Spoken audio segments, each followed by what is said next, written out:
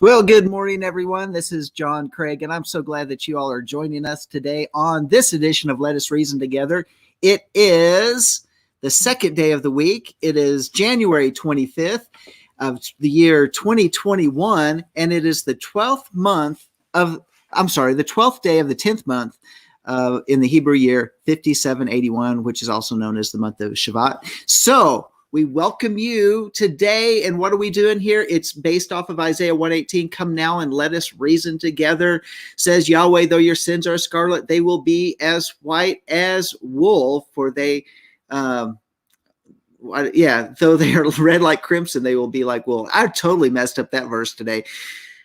But that's okay, because we're live, and you're guys just going to get all sorts of stuff live. And this is where we sit down and reason out current events, cultural shifts, and of course this week's Torah portion. And we can either push back or push through. Nevertheless, if iron does not sharpen iron, sparks will never fly, let alone ever get a fire going. And without a little heat and a good midrash, how will our hearts ever get soft and moldable enough to be transformed in the way that the Spirit, the Ruach HaKodesh, wants us to be? And maybe have a little fun along the way. And we got some fun coming your direction. So stay tuned, as well as some really good topics, things that are going to make you go, All right. So with that said, how about our verse for the day taken from this week's Brit Hadashah, Matthew 14:27.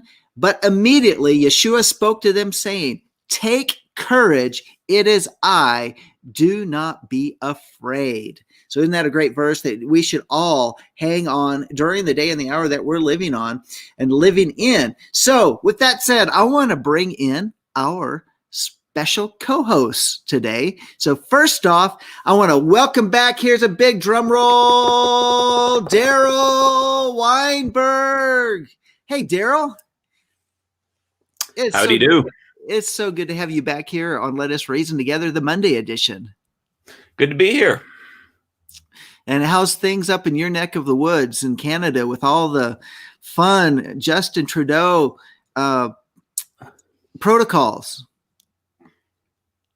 Ontario, not only Canada, but Ontario is under the severest restrictions in, I think, the entire world, if I'm not mistaken.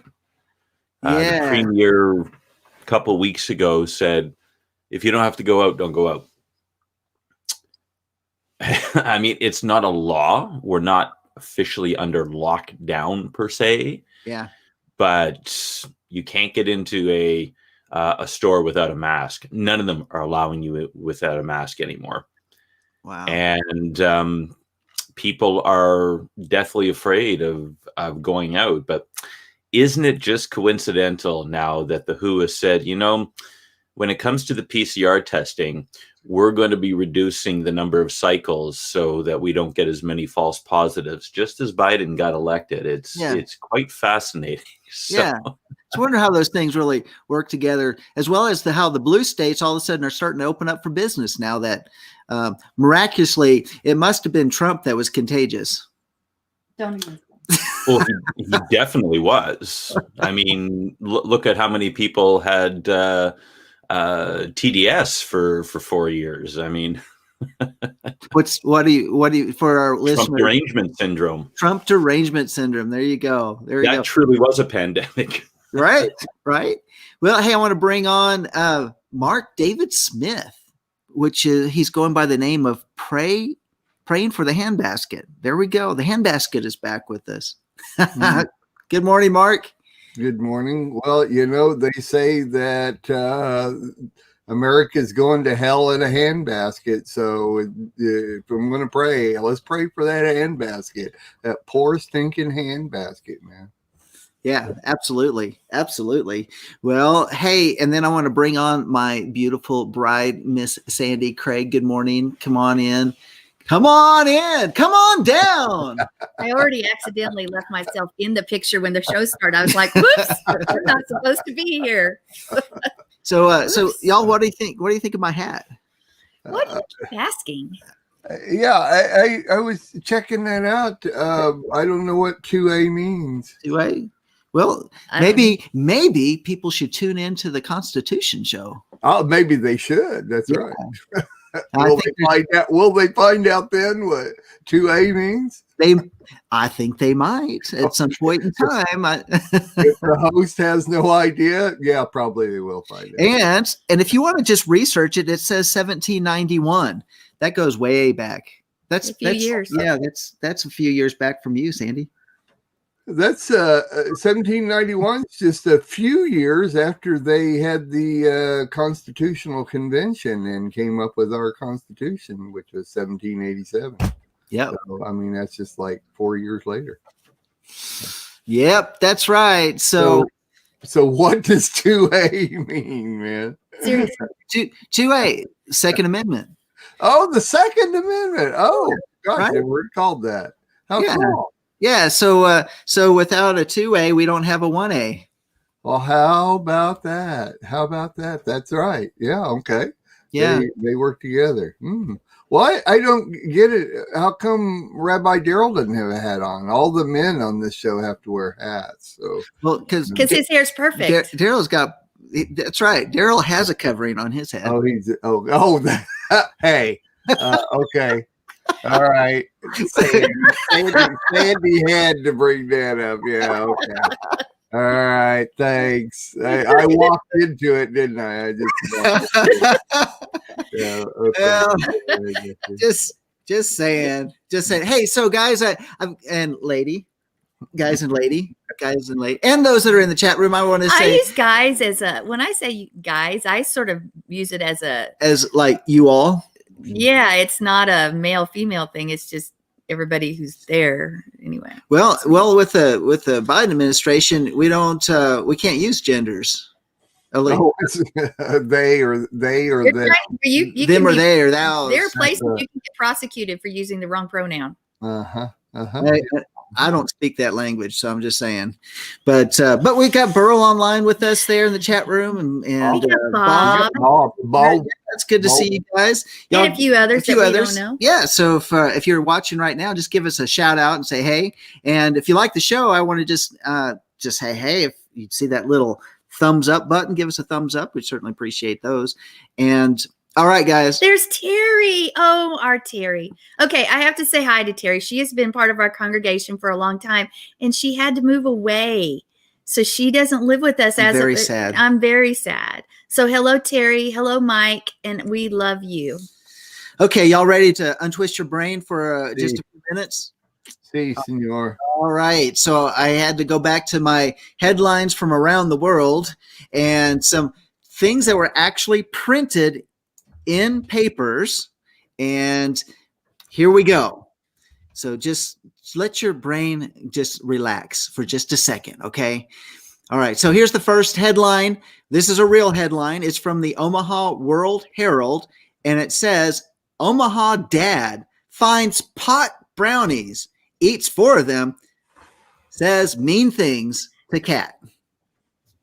Wow. I cook my brownies in a pot. When I make my brownie, I bake them in a pot.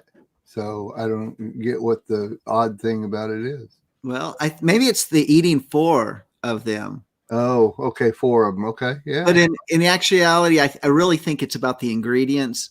It makes you say mean things to your cat. Yeah. So that's what it is. Hey, Zambor. Yeah. Yep. There you go. All right, let's move right along. Here's the next one. For all of you kayakers out there, this is just truth from our media. Kayaking is hard when the water is frozen. That's profound revelation. It's very profound. So if you're a kayaker, just understand you're going to have a little bit more difficulty in frozen water. Daryl from Canada, do you have a problem with that, Daryl, when you go out kayaking? All the ice? No, our kayaks have wheels. Oh, it's really a winter sport up there. Oh, that's good. Yeah. Okay. All right. How about this one? Survey finds Ding. fewer deer after hunt. Fewer deer after hunt. I can't believe that people actually publish these as headlines.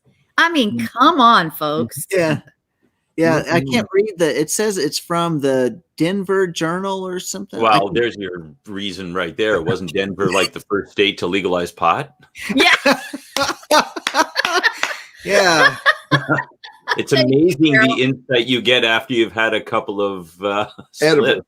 See, A couple of edibles. there you go. See, that could be a headline. You could do instead of shower thoughts. You could. Yeah. Okay. That was a Yeah, good thought I there. like. Yeah, that's a good idea.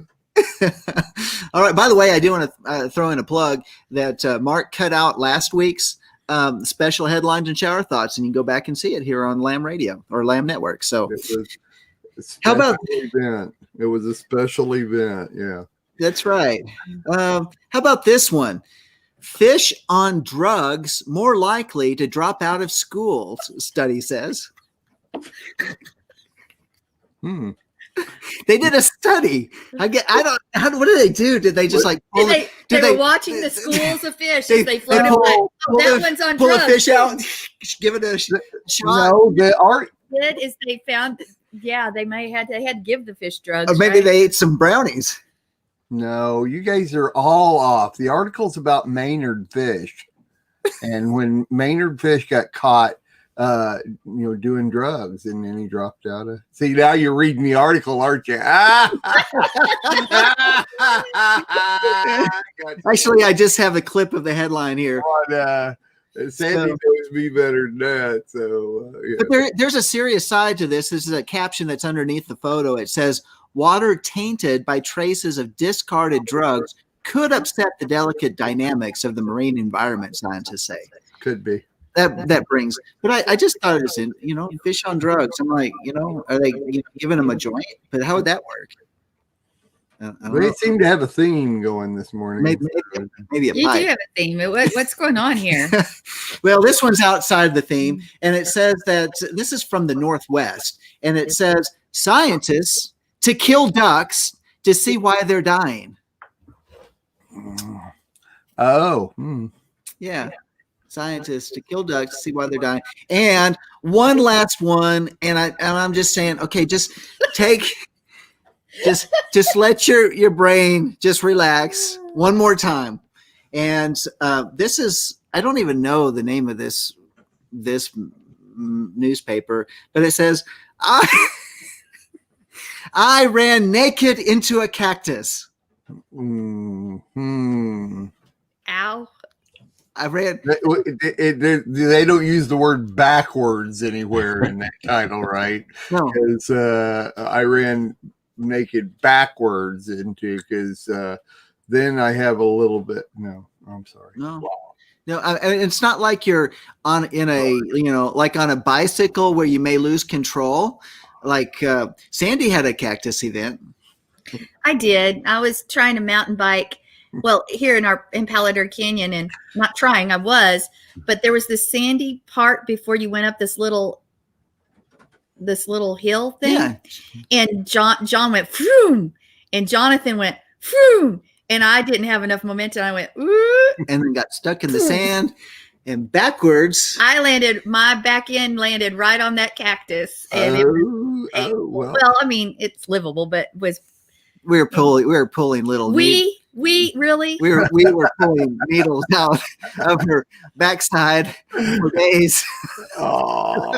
I do not need to know that. Did you get pictures at least? Let's hope not. Which side? Okay, All right. time for me to exit. So at that point in time, we did not. That was so far back. We didn't have cell phones where you could do selfies. Where Sandy's laying. I don't do Laying selfies out. now. I don't know how to do them. It always ends up with an ear or I can't do selfies. I'm not a selfie person. All right. How about some weird and quirky shower thoughts for today?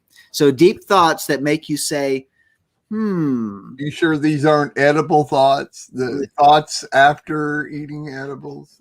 No. That's right. It could be maybe they're brownie thoughts. Mm. Okay. How about asking someone where you are is a recent thing?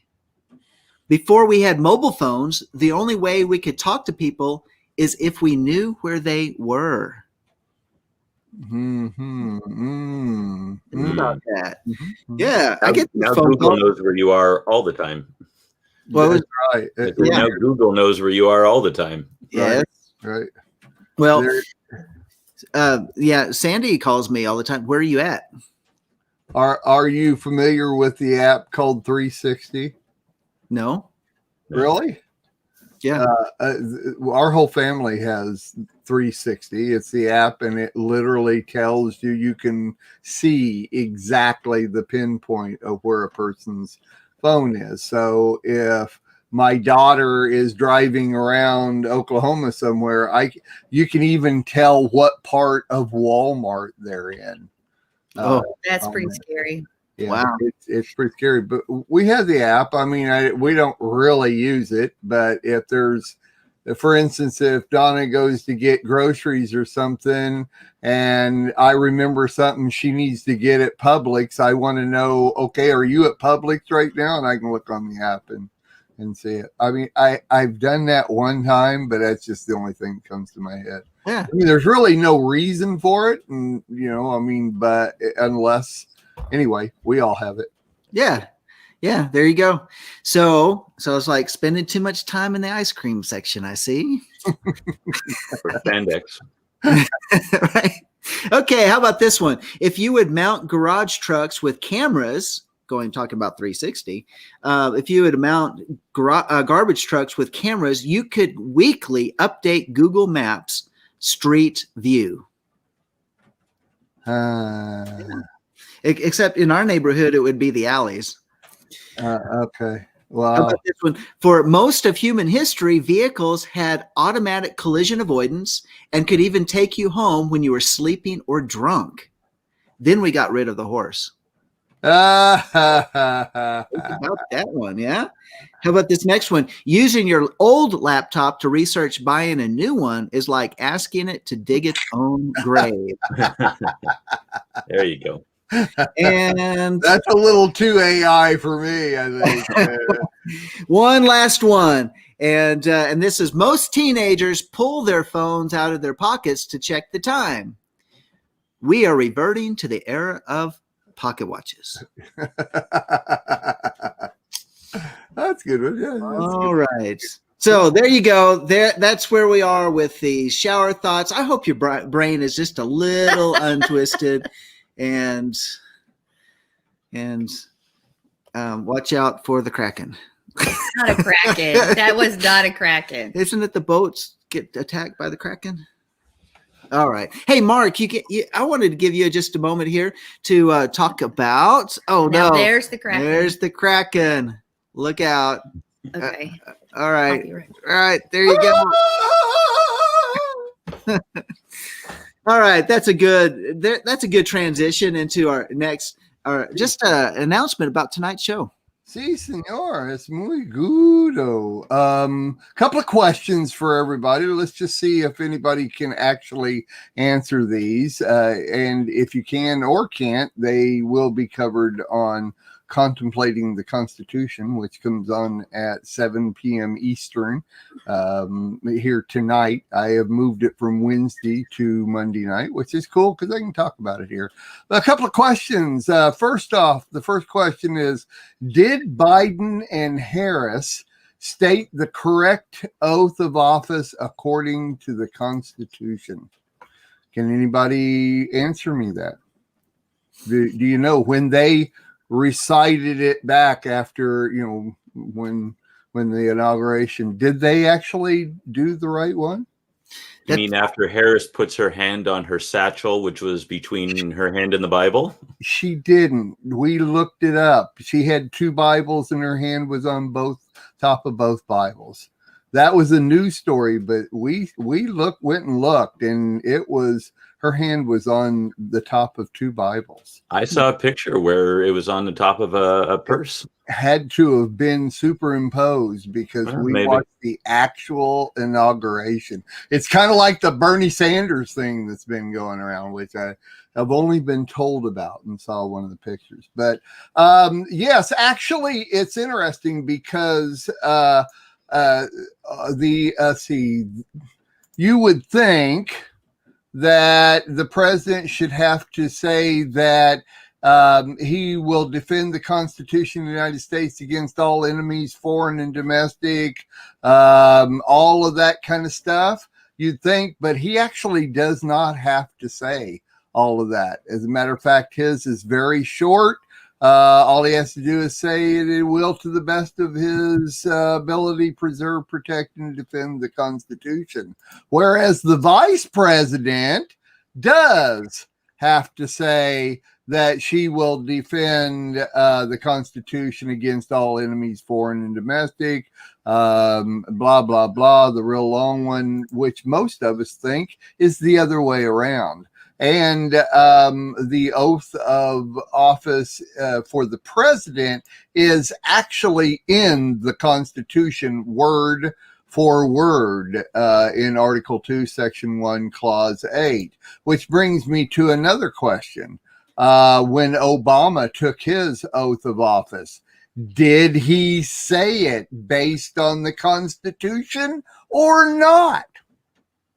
Answer to that is not. He did not say that according to the Constitution of the United States. That was on Tuesday, January 20th, 2009. And he had to take the oath of office again on Wednesday, January 21st. My question was he president in between for that one full day that he didn't take that oath of office? And my second question is, was Clinton ever vice president? Can anybody answer that question? John, you're muted. No, I can't answer that. And Daryl, you're Canadian, you could care less, but do you know? Care less. Do you know whether or not Clinton was ever vice president? Which one? Which one? Any of them?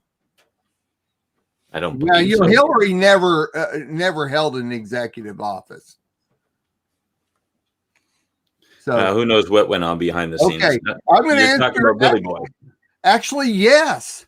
George Clinton was the 5th and 6th vice president of the United States. Well, there you go. There you go. A little bit of a trick question for you. It wasn't Bill or Hillary, but George Clinton was. Okay. George Clinton. So interesting. We had another Clinton in the executive office in our presidency. Well, you need to send in fumigators then. All right, Sandy. Yay! We got our Krakens out. Yeah, there we go. That's tonight on Contemplating the Constitution. I'll be talking about the oath of office and also other things of the Constitution, and that is at 7 p.m. Eastern time. Thank you, John, for letting me promote that. Yeah. Look forward to listening to that show. Hey, so let's get to the Four Corners News.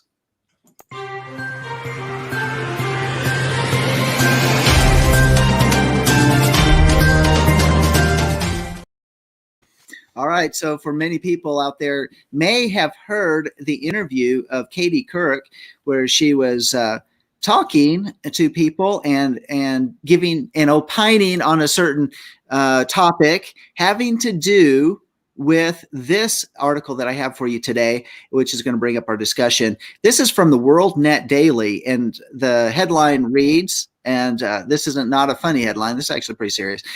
Limbaugh says, Couric, AOC really do want to deprogram Trump supporters. And so the article goes on, it says, those calls by Katie Couric and Representative Alexandria Ocasio-Cortez to deprogram and de-radicalize Trump supporters, don't take them lightly, warns talk radio host Rush Limbaugh, because they really mean it. And it goes on to say that Couric, the former NBC News anchor and Today host, said in an interview with Bill Maher that the question is, how are we going to really almost deprogram these people who have signed up for the cult of Trump? Ocasio-Cortez said last Friday at a virtual event that it's going to take a very long time to de-radicalize these people and a lot of effort. And a Democratic National Committee official, David Atkins, said on Twitter that deprogramming is needed for every one of more than 74 million people who voted for Trump on November 3rd. Limbaugh said that they are literally thinking of deprogramming conservatives. They don't call us conservatives. They call us Trump cultists, he said. Limbaugh posted comments from a number of network personalities. Allison Camerota spoke of the cult of Trump.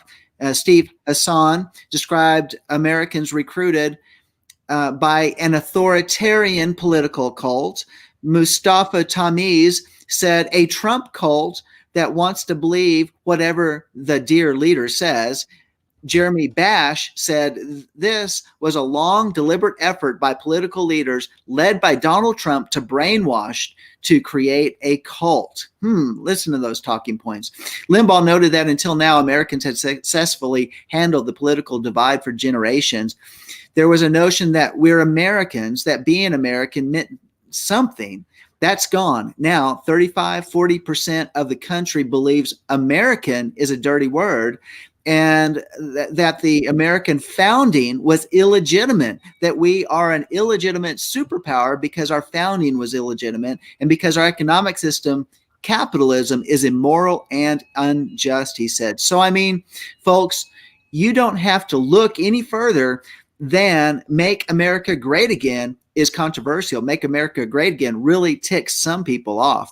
He said he sometimes, perhaps naively, has thought that every American loves his country. It's not true, he said.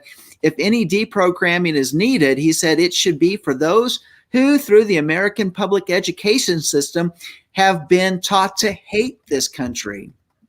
Astard, he said, would have to take a stab at telling them why this country should be loved and adored and understood and built on its foundational premises. Couric, he said, wants conservatives deprogrammed because she doesn't want to have to deal with them. She believes they shouldn't have any access to constitutional rights because they are cultists. The Radio Star noted the left has redefined hate speech. So I'm going to leave it with that. There's more in that article. And I want to bring Mark and Daryl back in.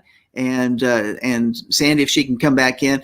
I want to talk about this whole element that this narrative is going out there and it's speaking against anybody who supported President Trump or has conservative values or has religious views or biblical views. Let me put it that way. People like us. People that believe in the Second Amendment, who believe in the First Amendment, who believe that we have a right to gather, who believe that we should be able to redress our grievances to the government. All of these things are being said that we are now the enemies of the state. They're calling us domestic enemies and that we should be rounded up, re-educated, and as I think it was Larry Graswald who said, can't remember his last name. He infiltrated the Weather Underground and said their goal is to round up millions of Americans. And at this point in time in the 70s, it would have been 25 million Americans, send them to re-education camps in the Southwest. And if they would not be re-educated, they would exterminate them. And so this is these things that are out there.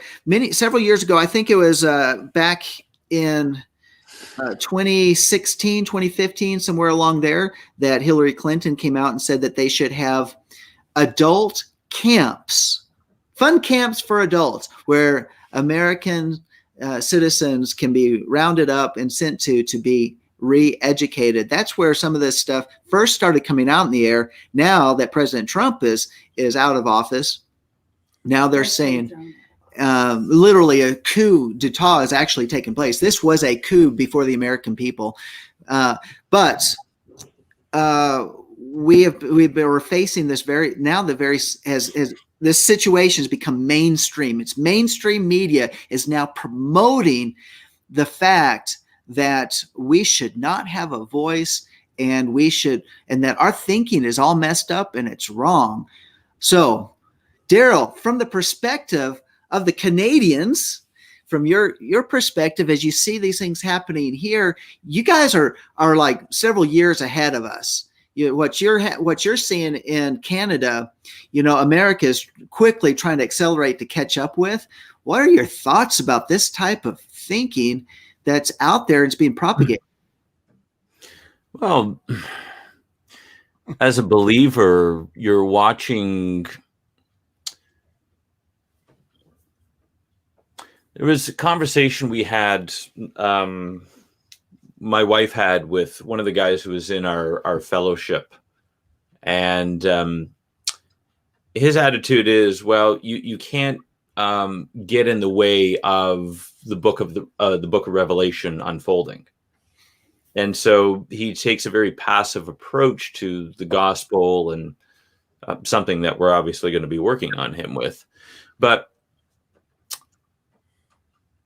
the one thing that I said to my wife is, well, yes, the book of Revelation is inevitable. What's not inevitable is when it happens. And so if there was an article I sent out to everybody, I know both of you got it the other day, from Coach Dave, who's been pretty active online for quite a while now. Yes. And he was the guy who was suing the NFL for the pornographic Super Bowl halftime show from, last year, 2 years ago or something like that. I can't remember which one it was. Last year, I think it was, actually. And, you can look at this we can either sit back and we can watch tyranny completely overtake us, because we know where this is going. And so Canada has been way ahead of the game for a long time. But what, now that the New World Order is doing is they're trying to get everybody else caught up to the same place. And so you look at what happened with the US election, and they wanted everybody to know what they were doing. It wasn't hidden. And they wanted everybody to know that you can't do a damn thing about it, is really what they're saying. Like, go ahead. And it's very typical of the enemy to think that God's just going to sit back and he's not going to act. The angels came down in Genesis 6:4, and they started their campaign of corrupting the human race so that there would be nothing left in the image of God, and God sent the flood.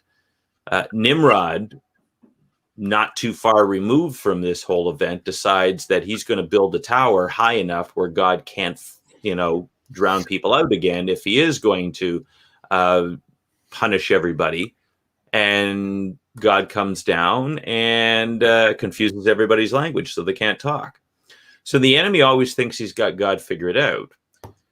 And so what you're seeing in the United States right now is this frantic. I mean, it is frantic what's going on.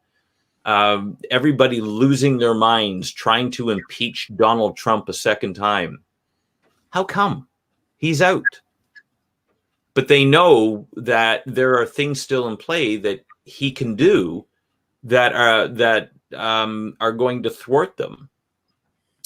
So we've taken a much more passive approach, as Canadians usually do. And it's frightening to see the speed at which they're trying to bring the United States under 1930s Germany conditions. And the one thing that we still have to cling on to is that God is still in charge, and too many people have said that God's not turning this nation over yet. But there is going to be a lot of difficulty. There is going to be a lot of persecution about wanting to re-educate us. I mean, isn't that what the concentration camps were? That we need to re-educate people. And then they decided, well, we're not going to just re-educate them. We're just going to eliminate them. So it's quite fascinating. And if we don't believe that God's going to intervene, this is truly frightening, because we are going to end up in the liquidation camps, which is really what they're talking about. They say, well, we're going to come in and re-educate you. But what they're really saying is that we're just going to harvest your organs and we're going to kill you. Yeah, interesting. You brought up something, and I want to ask you this question from your perspective, Daryl. Do you think that there was a psychological operation going on because of the brazen, in your face election fraud, and on one side saying, don't believe your lying eyes, and then, but also to bring out and expose Trump supporters, conservatives, people that stand on the Constitution, because we're all considered to be enemies of the state. I mean, there's 72 listed enemies of the state, of which all of those are listed. Do you think it was to bring them out so they can become vocal, to be identified? What do you think? I mean, there's so many parallels going on with Nazi Germany. Well, what does Ecclesiastes say? There's nothing new under the sun. And the reason is because the techniques work every time. The devil doesn't have to create anything new. He may have to dress it up differently. He may need a different label, different ribbon on it or something like that. But the MO is always still the same. And what they're trying to do is they're trying to, from a psychological perspective, they're trying to enforce learned helplessness, that there really is nothing that we can do. I mean, Trump, he barnstormed the entire country and won the election. There are some who are estimating he got over 80 million votes. That I've even heard suggestions he may have even gotten 100 million. Yeah. Which is, I mean, you can't even begin to get your head around that kind of vote totals. Mm-hmm. And yet they walked right out and they said, we don't really care. We're going to steal this from you. Bottom line, nothing you can do about it. Mm-hmm. And so when you're in a situation like that, and I've actually been in situations like that, where I remember when I was living in Mexico over 20 years ago, and my partner, who was quite a bit older than me, and he was the majority partner and everything else. And the man was a sociopath, truly. And his objective was to completely destroy me. And so I ended up in a situation right before I left, and it was right after I came home that I got saved, that he was going to have total control over me. So on a personal level, I understand what's going on a national level right now. And that conservatives are trying, they're trying to cow us into just rolling over and playing dead. And well, you may think that your guns are going to protect you, which they will. But I mean, if they can also, if the military has got way bigger guns and way more guns, and, if they're coming at us with armor piercing bullets and stuff like that, it's going to be a bloodbath. And really, to be honest with you, I think God is the only answer to the United States not falling into a tyrannical regime, which would even be worse, if you can believe it or not, than what Nazi Germany is, or was rather. Mm-hmm. Because the ideology that they're trying to impose is so much worse than even what went on 75 years ago. It's madness. Yeah, very interesting. Yeah, it is. And the parallels also go with Stalinist Soviet Union. Mark, what are your thoughts? Well, I also agree. I think we all have to agree that God is the only answer and what God has planned. And it's amazing. It's funny because just Saturday night, we had Tova. Everybody knows Tova, Bonnie Dewberry, and she was over at the house and we were talking about these specific things. And it was funny that I mentioned what the rabbi said during his Torah portion teaching last Sabbath is that it's all we don't have anything else but God, because he is the one that sets things forth. Without God, there is nothing else. There's I'm trying to think of word for word what you said and how we were saying, but I can't. All of a sudden, the thoughts are gone. But I agree. Of course, I hope that it is God's plan that we have a convention of states. We talked about that last week on the show. I believe that is a number one way of getting our country back in line. And that is an organized way of doing this. Quite honestly, we talk about a civil war. We talk about the Democrats and the Republicans and all the different things that are rising up. The people are on two different sides. But if we're going to get this country back into anything where it's supposed to be, it has to be organized. Somebody has to organize something and put it together and figure it out and rationally put everything in order. We can talk about it and talk about it and talk about it. And that's the way it always ends up. Is you have all the talk shows and all the different people that come up with 1,000 different ideas of what we need to do, and say, yeah, we need to rise up against them. We need to do this and do this, but nobody's organizing anything. Nobody is coming together and saying, okay, this is what we're going to do. No, that's not true. There is one organization, and that's the Constitution of States. There's over 3 million United States members of this organization, and they are organizing. They are organizing based on our Constitution to put together something that will bring everything back in order and hold the legislative and executive powers of the United States. They can hold them accountable for what they're doing and what they have done. But once again, it's something that has to be organized. And I get really tired of everybody saying, okay, well, yeah, this is happening and this is happening and this is happening. And yet, what are you going to do?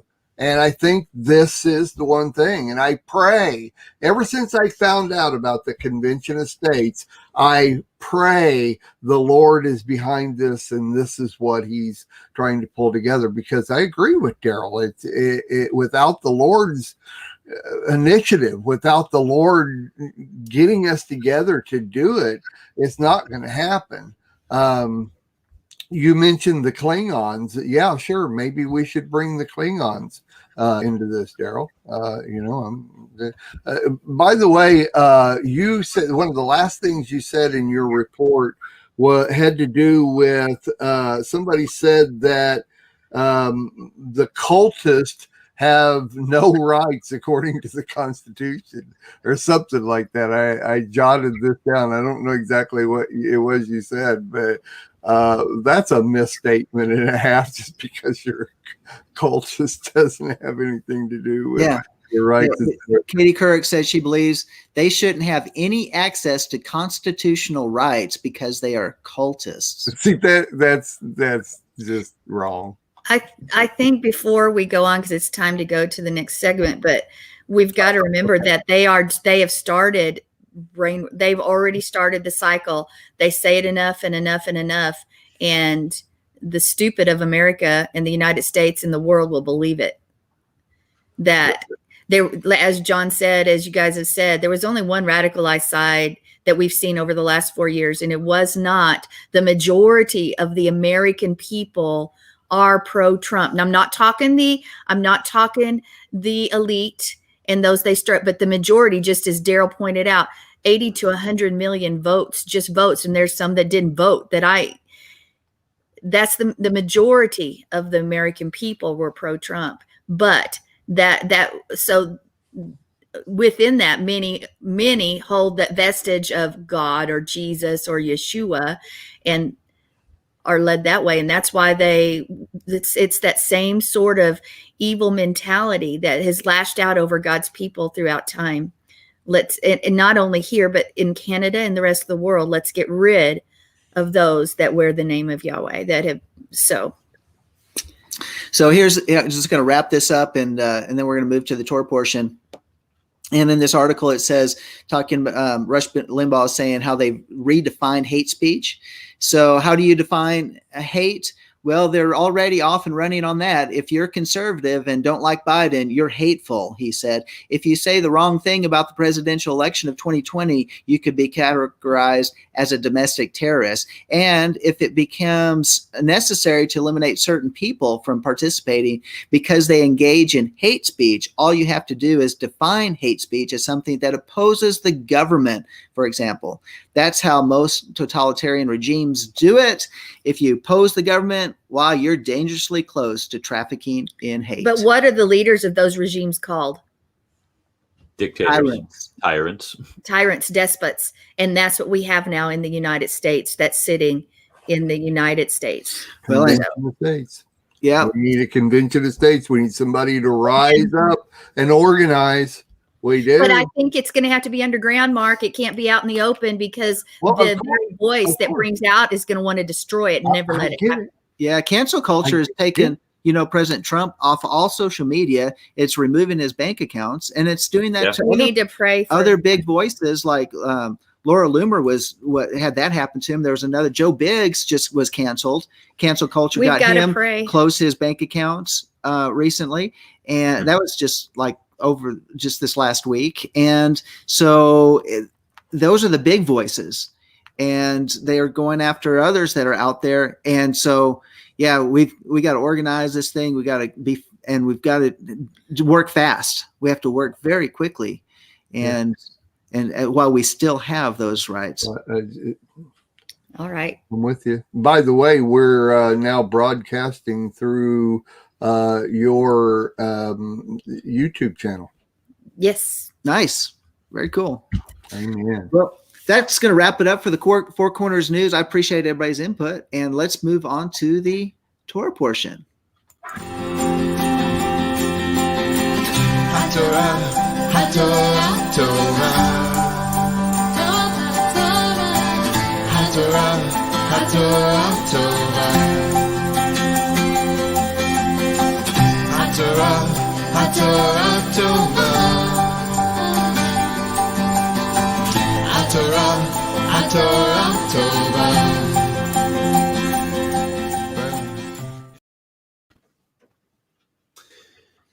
Well, today's Torah portion is Beshalach, and it's when I delivered.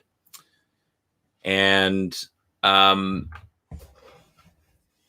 at the beginning of it, we see, so Israel's just left Egypt, and the Passover has just happened. And God says, just as they've left, he tells them to make sure that they dedicate the firstborn as a remembrance. And so there's all these rules and regulations on how to do that. And in chapter 13 of Exodus, verse 17, it says, "Now when Pharaoh let the people go, God did not lead them by the way of the land of the Philistines, even though it was near. For God said the people might change their minds when they see war and return to Egypt. Therefore, God led the people around by the way of the wilderness to the Red Sea, and the sons of Israel went up in battle formation from the land of Egypt. Moses took the bones of Joseph with him, and he made the sons of Israel he had made the sons of Israel solemnly swear, God will certainly take care of you, and you shall carry my bones from here with you. And then they set out from Sukkot and camped in Etham on the edge of the old wilderness. And the Lord was going before them in a pillar of cloud by day to lead them on the way, and a pillar of fire by night to give them light, so that they might travel by day and by night. He did not take away the pillar of cloud by day, nor the fire by night from the presence of the people." And so we've got limited time because, of course, the news is all consuming us. But one of the things that really stood out to me in this first section of the Parsha here is one of the things that God said he said to Moses to tell Pharaoh about the leading of the children out. So while Moses and Pharaoh are having this whole debate, and God is hardening Pharaoh's heart and sending the plagues and stuff like that. But a little phrase that God used in last week's Parsha was that I am taking my armies out of Egypt. It wasn't just the children of Israel. He said, I'm taking my armies out. And so now that they've left, it says that they went out in battle formation. So they went out as armies, and yet God said, I'm going to take them kind of the long way around because they might be afraid. Well, is this an army or is this not an army? Are they, if you're an army, then your primary purpose is to fight, is it not? I've watched a bunch of, war movies over the last little while, whether it be Lord of the Rings or one that we just watched was Arn, which was about Arn Magnusson, who is a Swedish guy who fought. He was a Knights Templar, and he ended up fighting against rival clans, and he eventually led to the formation of the Kingdom of Sweden. And a lot of what he was doing was putting armies together and leading armies in the charge. So if Israel is God's army, he says that they are, and they're being led out in battle formation, but yet God is taking them the long way around because they might be afraid. What is that telling us? That God he's showing them what he wants them to become, but they're not ready yet. And so he's still got work to do. And the reason why this kind of jumped out at me is because this is the same thing that God does with us all the time. He'll kind of tell us, well, Joseph has the dream that his brothers are going to bow down to him. And he's 17 years old. Nobody's going to be bowing down to him unless they're picking him up off the ground after they beat the snot out of him, because he's the younger brother. And so then God has to go through the whole process of training him. And this is what God was doing with Israel. And one of the things that leadership experts will always tell you when it comes to programming the subconscious mind is you need to be thinking about not where you're at, but where you're going to be. When you're thinking about your business, think about what your business is going to become, not where it's at right now. Because right now, if you're just starting it, it's nothing. If you want a big ministry, think about what it's going to be, because then what you're doing is you're telling your subconscious mind, which, by the way, studies have shown have 2 million times the number of neurons that are activating. And most people are trying to get everything done in their life with their conscious mind, when it's their subconscious mind, which is the mind, will, and emotions, which is where the Holy Spirit reacts with us, that gets things done. Because the conscious mind only works in words and numbers, whereas the subconscious mind works in pictures. And what's more powerful? Pictures worth 1,000 words, or in this case, 2 million. So God is telling Israel, you're going to be an army. But they're afraid. And so he goes before them as this pillar of cloud by day, which is, a cloud is kind of protecting, because especially in the sun, it's in the desert sun, it's brutal. And then fire by night to give light. So the angel of the Lord is there, and he's showing them that he's the leader of the army. And what God wants us to say is that even though you don't know how to do this, I'm already going to get you to dress up the way you're supposed to be. And I want you to start acting the way that you're supposed to, so that if you trust me, you're going to become exactly what it is that I want you to be. And Israel's greatest struggle and mankind's greatest struggle is that we never trust God for where he's taking us in the process he's taking us through. He said that they're his armies. He brought them out in battle formation. They're not ready yet, so he's going to take them a long way around, and he ends up trapping them so that they can trust the fact that he's leading them. And then he goes before them at the front, demonstrating that if you've got this huge pillar of cloud there, we don't know how tall this thing was, and it was big. And then fire by night, you couldn't touch this thing.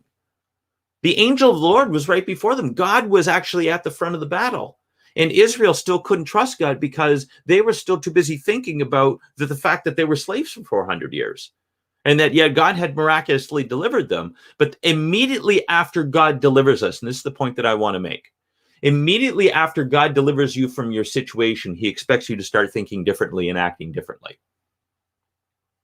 And we behave no differently than Israel, which is why Alan keeps beating this drum over in the Feast on Lock book. that he says that 1 Corinthians 10:11, which says that these things happen to them upon whom the end of the ages are written, that, as an example to us. Israel is our example. And so when God delivers you out of your situation, whether it be out of a lifestyle that he's brought you into salvation, or he's delivered you out of a financial thing, God wants you to start immediately thinking about the way that you're supposed to be and what he's designed you for, and he's going to lead the way. And he'll be at the front of the battle for you. Okay, you might not know how to do it. I remember when I first started taking martial arts when I was 16, man, I was, first of all, I wasn't fully grown yet. But second of all, my legs and my arms were not doing what my teacher was doing up front, because I didn't have the muscle control. I didn't have the flexibility. I didn't have the strength. I didn't have any of those things. But I still was following along and doing what I was supposed to do, because I was in training to be what God wanted me to be. And he expects us to do the same thing now. And so if God has told you what he wants you to be, he says, you're going to be my army, then you need to start thinking and acting like you're his army. If he's called you to have a successful ministry, you need to start thinking and acting like you've got a successful ministry, even though you don't. You don't, hoard the pennies or anything like that. You don't be foolish about it. We don't go and be profligate in our spending or stuff like that. But you make big decisions based on the fact that God is ahead of the game. And so that's what I got out of this week's Torah portion. All right. No, that's good. That's very good. Mark, what are your thoughts on what Daryl was talking? Let me take us directly from what he just said right into the Brit Hadashah, because it literally follows that exactly right. And the Brit Hadashah is Matthew 14:22 through 33, and it talks about Yeshua walking on the water. And we know the story. We know that he came after praying overnight. He told them to go fishing, go on the water, and he came to them. They saw him, said it's a ghost. He said, take heart, do not be afraid.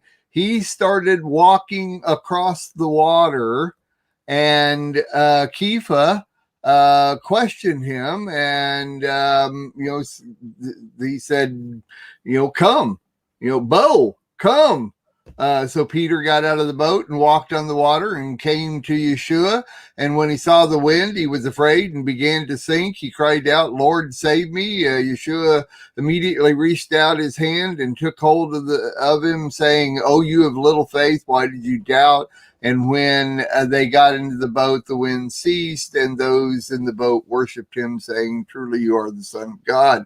Just like what Daryl was just talking about here is that we question, or we have what we know the Lord has given us, and the Lord gives us the answer. We step out on it and we question it, or we lose our faith just slightly. There's something that we're not real sure, and we falter, but the Lord goes ahead of us. He's right there. We know he's there. His hand is there to bring us back. How many times have we gone through this? For an example, with me, I hear all the stories. I watch all the videos on the vaccine. And a couple of weeks ago, I go to the VA I have an appointment with my doctor at the VA. The second I walk into the VA office, right away they tell me, oh, you're 66 years old. You can go down to the VA facility and get your vaccine right now. If they've got it ready, you don't even need to make an appointment. Just go down there and they'll get it and give it to you. And right away, the thoughts start going through my mind. Should I do this? No, I shouldn't do this. I know all that there is to it, but yet I've heard this, and yet I've heard this. And what do? The next day I get a hold of Daryl and say, Daryl, I've heard you say this. Now help me here. Make sure that my decision is right. walk me through this, to help me. No, I reached for Daryl's hand, who is my physical manifestation of Yeshua's thoughts, because I trust Daryl. I trust him in the things he said, and I trust John and Sandy, and I trust so many others. Don Hagedorn's put out a lot on this, and many other people, and they pass all this along to me. Yet still, I can falter. I can still question these things to where I'm not 100%. After speaking with Daryl for Daryl, maybe a good 5 minutes or something like that, it's like, hey, no problem, not taking the vaccine. I already had decided. I was already 95% sure, but yet I needed to reach out and grab that hand. And just like Daryl said, it's the same thing as what's in the Torah portion. The Lord is going before us if we'll just reach our hands out. If we'll just trust in the Lord, he's right there and ready to go.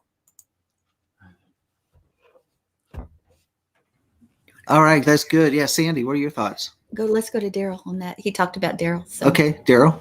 Back to Daryl. Well, and I was grateful that Mark did that, because first of all, knowing that you have someone's trust, it's the hardest thing to build and keep in the world.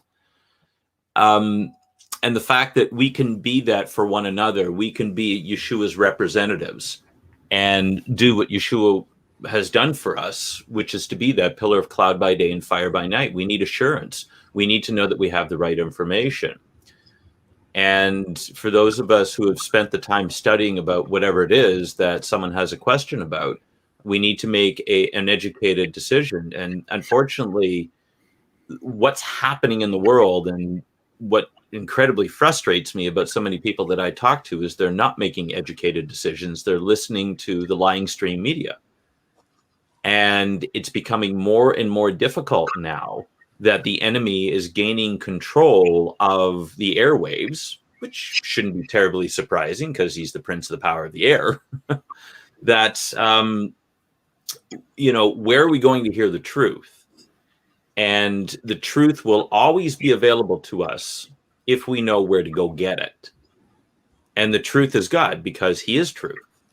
And so it doesn't matter what Satan says. It doesn't matter what, is spoken out there, and no matter how loudly they claim it. The problem that we have is that people for too long have not been conditioned to learn to hear the voice of the Lord. And my wife and I, the reason why I scooted on here, just before the starter's pistol went off, is because my wife and I were up talking till almost 4 o'clock in the morning about that very issue. And then we've spent a whole weekend in intense ministry with this new congregation, new ministry that we're joining and everything else. And one of the, something that I've really been wrestling through, which is how to hear the voice of the Lord more.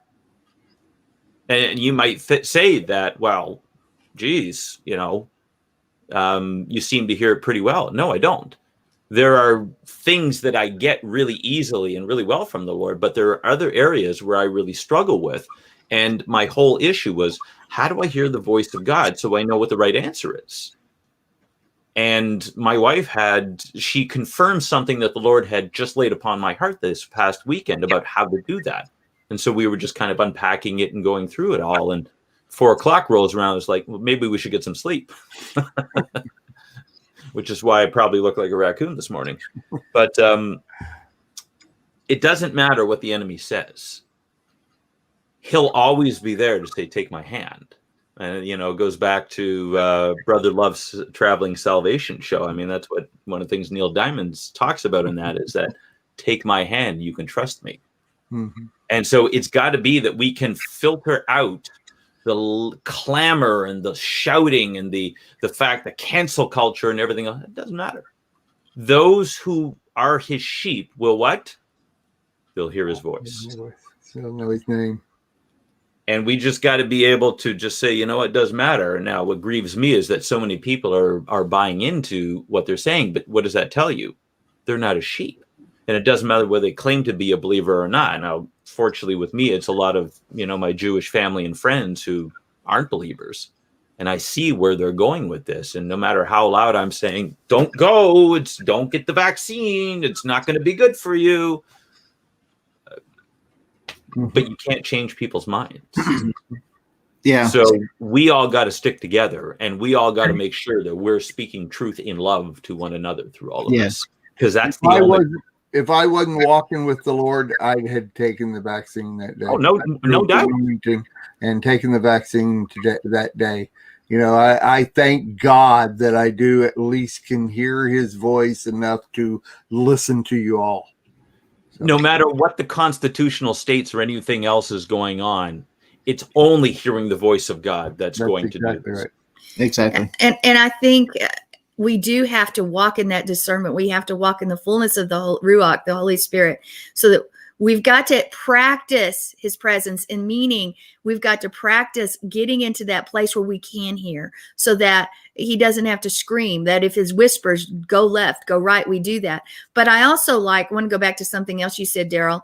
You talked about how they went out in army formation and battle formation, and how they had to see themselves so that they could become that. And it reminds me of the scriptures, call things that are not as though they are. But that you put those two together, that means act as well, not just call with your voice, but you need to act. Amen. That as things are not as though they are. So how do we act? We've got to always remember that Yeshua has the victory. Yahweh has the victory. Therefore, we are the victory enforcers, period. We are the ones that, and if we act as a defeated people, whoa, it's me. Whoa, what am I supposed to do?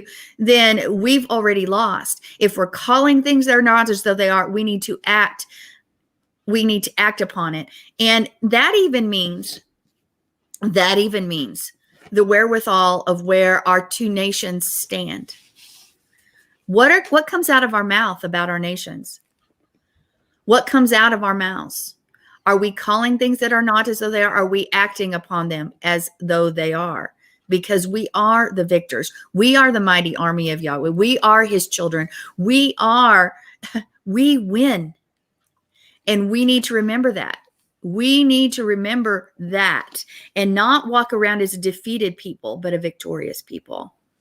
Yes. Yeah, that's really good. And also, I just wanted to make some comments when we understand who we are. I mean, this is one of the things I was getting from what you were talking about, Daryl, is our identity. And Mark, even what you were saying, when we forget our identity, then we lose that martial array. We may not even have that vision of who we are. We just feel like we're all out there by ourselves, wandering around, trying to navigate through these things. But when we identify ourselves as being part of a martial array, no matter whether we've made it to the mountain or not, whether we've been trained or not, like this army, they're supposed to be thinking themselves as an army, but all they could think of is, we got to get out of Egypt. And whoa, here comes Pharaoh, and it's all reactionary mode, which causes hysteria.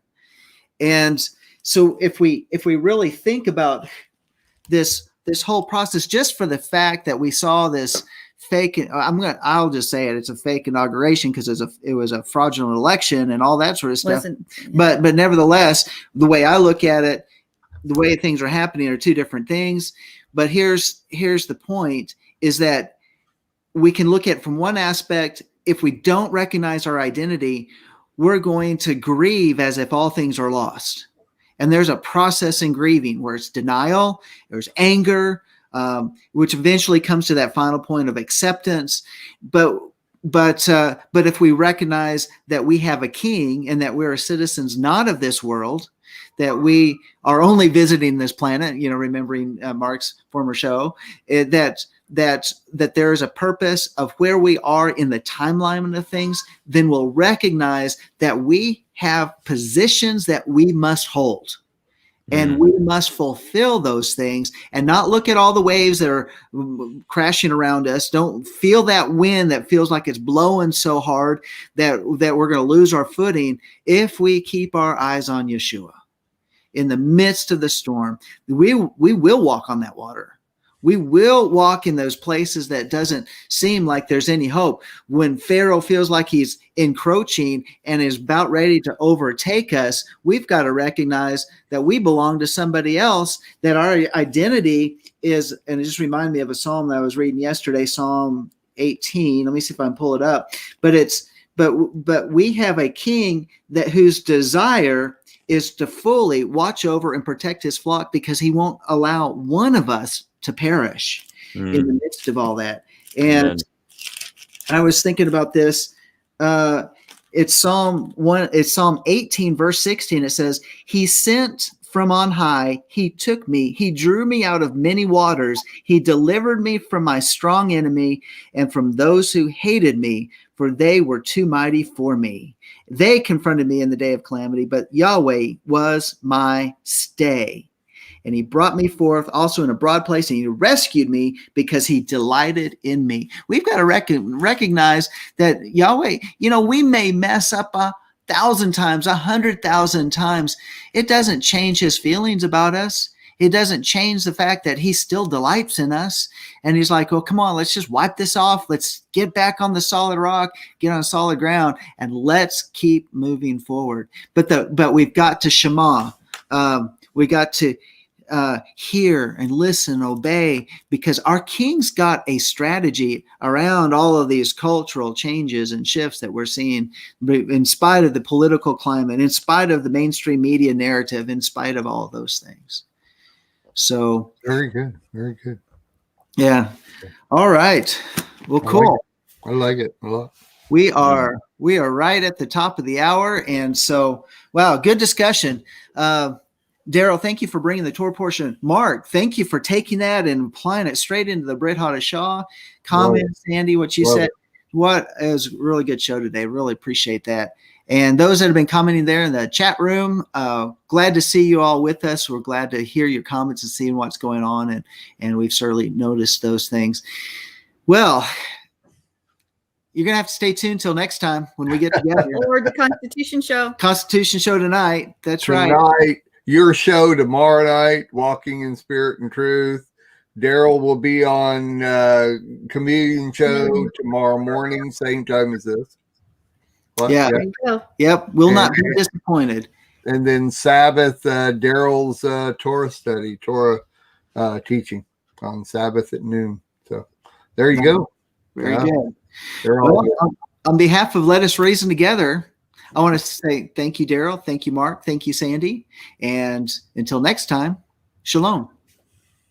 Ta-ta. See you later. We are richly blessed to bring you what we believe is the fullest, most diverse, yet up-to-date progressive teachings, discussion, and prayer programming you can find anywhere on this planet. Be sure to take the tour of the MessianicLambRadio.com website. I'm Susan Hoogie, thanking you for joining us on the Messianic Lamb Video Network.